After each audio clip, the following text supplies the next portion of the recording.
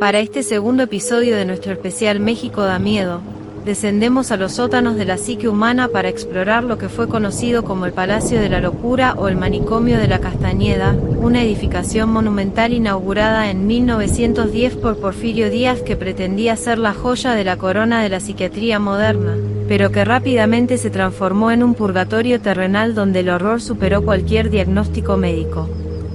Al cruzar sus puertas, la elegancia de su fachada francesa se desvanecía para revelar una logística de pesadilla donde los pacientes no eran tratados como seres humanos, sino como desechos sociales divididos en pabellones según su peligrosidad o clase, siendo el pabellón de los distinguidos el único con ciertos lujos, mientras que en el pabellón de los indigentes y el pabellón de los incurables miles de personas vivían en condiciones de hacinamiento extremo, durmiendo sobre sus propios desperdicios y siendo sometidos a castigos físicos que recordaban a la época de la Inquisición. La tragedia de la Castañeda se cimentó sobre figuras reales como el célebre Modesto, el Loco o mujeres que simplemente fueron encerradas por sus familias por rebeldes o melancólicas, pero el verdadero terror residía en las prácticas de curación, que incluían lobotomía sin anestesia, electrochoques brutales que dejaban a los internos en estado vegetativo y el uso de chorros de agua helada como método de disciplina, todo bajo la mirada indiferente de un sistema que utilizó el hospital para ocultar a los marginados de la vista de la sociedad. A medida que pasaban las décadas, el lugar se convirtió en un nido de corrupción y abusos donde las muertes por inanición y enfermedades infecciosas eran tan comunes que los cuerpos a menudo se acumulaban en las morgues internas antes de ser arrojados a fosas comunes sin nombre, dejando tras de sí una carga energética tan densa que, incluso después de su demolición en 1968, los terrenos que hoy ocupan unidades habitacionales en la zona de Mixcoac siguen reportando manifestaciones poltergeist. Gritos desgarradores que surgen de la nada y sombras que recorren los pasillos de los edificios modernos. Este expediente nos demuestra que la verdadera locura no siempre estuvo en los pacientes, sino en quienes ostentaban el poder de decidir quién era cuerdo y quién no, convirtiendo una institución de salud en un campo de concentración que operó a plena vista de todos durante más de medio siglo. Para profundizar en las entrañas de este palacio del horror, debemos entender que la Castañeda funcionaba como una ciudad independiente del sufrimiento, estructurada bajo una clasificación que hoy nos parecería criminal, ya que el hospital se dividía en pabellones donde el destino de los internos se sellaba desde el momento de su ingreso.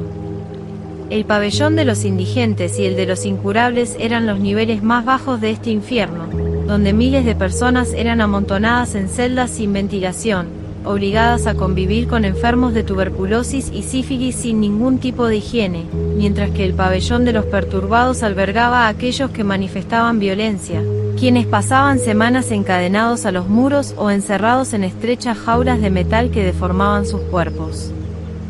Sin embargo, el verdadero horror no estaba solo en el abandono, sino en la aplicación de una ciencia médica ciega y sádica que utilizaba a los pacientes como sujetos de prueba para procedimientos que hoy calificaríamos como tortura. En las salas de cirugía se practicaban lobotomías transorbitales, un procedimiento donde se introducía un instrumento similar a un picahielo a través de la cuenca del ojo para seccionar los lóbulos frontales del cerebro, a menudo sin la anestesia adecuada y dejando a los internos en un estado de muerte en vida, convirtiéndolos en seres dóciles pero sin voluntad.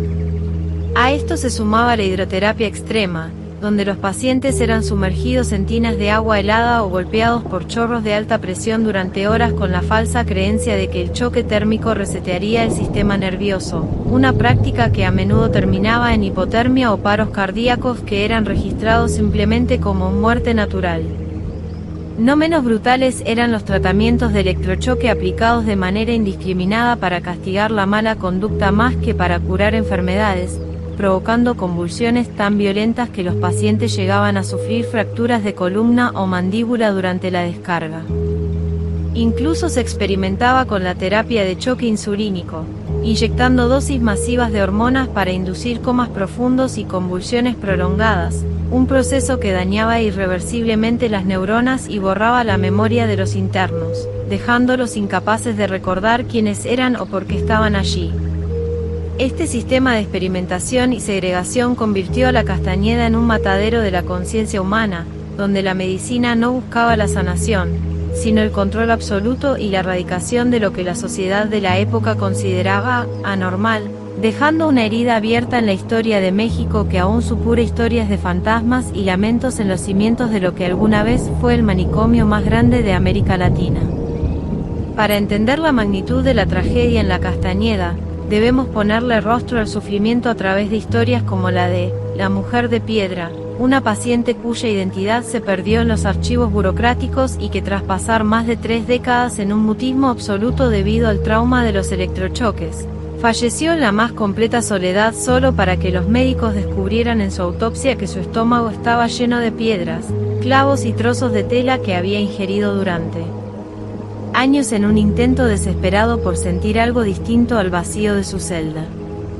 Otra figura que deambula por la historia del manicomio es la de Modesto, un hombre que no padecía ninguna enfermedad mental grave pero que fue recluido por sus ideas políticas disidentes, terminando sus días mimetizado con las paredes del pabellón de los indigentes, donde aprendió a imitar los sonidos de los pájaros para mantener un hilo de cordura mientras veía cómo sus compañeros morían de inanición a su alrededor. Tras la demolición del edificio en 1968 para dar paso a la modernidad de la Ciudad de México, el horror no desapareció, sino que se filtró en las estructuras de la unidad habitacional Lomas de Plateros, donde hoy en día el testimonio más recurrente y aterrador es el del fantasma de la niña de la pijama, una pequeña con vestimenta de principios de siglo y ojos hundidos que suele aparecerse en los estacionamientos y en los pasillos oscuros de los edificios. Los vecinos relatan con pavor cómo esta entidad no solo se limita a dejarse ver, sino que se manifiesta a través de risas infantiles que se transforman en llanto agónico cuando alguien intenta acercarse, además de que muchos residentes aseguran que sus mascotas se niegan a entrar en ciertas áreas del sótano donde la temperatura desciende drásticamente y se percibe un olor penetrante a hospital y medicina antigua. Esta energía residual es tan fuerte que incluso en la fachada original del manicomio, que fue trasladada piedra por piedra al municipio de Amecameca, se reportan sombras que cruzan los ventanales y una sensación de pesadez que obliga a los visitantes a abandonar el lugar rápidamente, demostrando que aunque el Palacio de la Locura fue reducido a escombros, las almas de aquellos que fueron torturados y olvidados siguen reclamando su espacio en nuestra realidad, recordándonos que en los terrenos de la Castañeda el tiempo se detuvo para siempre en un grito de auxilio que nadie quiso escuchar. Para cerrar este segundo expediente de nuestro especial, debemos reflexionar sobre cómo el Palacio de la Castañeda pasó de ser un sueño de progreso a convertirse en la mancha más oscura de la medicina mexicana, un lugar donde el silencio de los pasillos era más fuerte que los gritos de quienes allí perdieron su identidad bajo el peso de la indiferencia y el maltrato.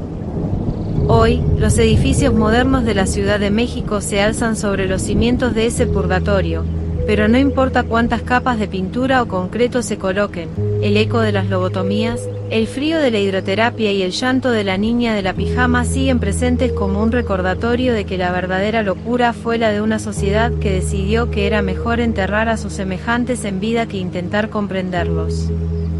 Con esto concluimos el volumen número 2 de México da miedo aquí en el Séptimo Misterio, pero nuestra travesía por el horror apenas comienza, ya que en el siguiente episodio nos trasladaremos a las calles de la colonia Guerrero para conocer la historia de un hombre que ocultaba un apetito atroz detrás de su fachada de poeta. No olvides suscribirte, activar la campana y dejarme en los comentarios si alguna vez has sentido una presencia extraña en los terrenos de una antigua institución, porque la historia que viene pondrá a prueba hasta el estómago más fuerte. Soy Marisol, y te espero en el próximo vídeo donde descubriremos que, a veces, el monstruo no está en el manicomio, sino en la puerta de al lado.